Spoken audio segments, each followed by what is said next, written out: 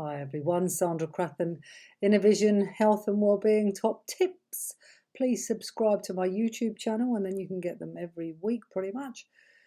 Once a month I do a blog, a written blog on my website, and all the other weeks of the month I do a vlog because I like myself. Actually I love myself, but I prefer to see myself visually than read my written word because I'm more of a visual person. And I'm noticing every week my hair's getting longer and longer, and I'm desperate to go to the hairdressers to have a haircut. So yes, I think I want to talk about slowing down because it's an area that I have a lot of challenges with in my own life.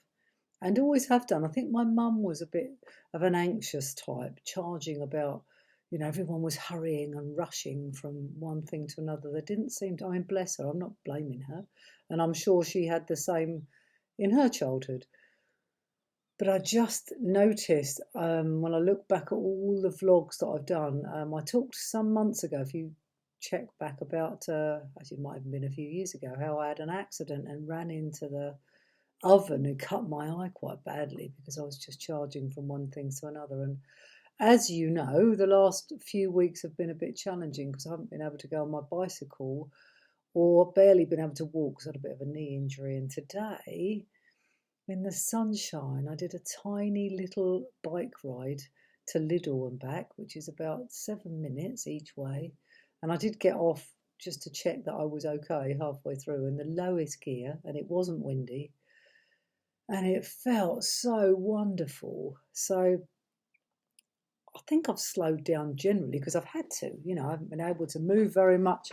My knee's been really painful. I wasn't able to go to work for a couple of weeks at the hospital. So as well, luckily I've got coaching clients, which I see by Zoom, but I wasn't able to go to the hospital job as well. So the power of slowing down. Sometimes I don't even know what title to give my vlogs because they do seem to be the same old stuff in some ways, yet people don't do the actions. We generally know we need to slow down and take more time or rest and drink more water and eat healthily and blah, blah, blah. But life seems to catch up with people and it doesn't seem to turn into fruition, does it? It doesn't seem to happen often. So I think that there needs to be a bit of a mind shift. And certainly there has been for me. We have to see the value of something and the benefits before we maybe change our behaviour because it's just habitual for me to charge about often.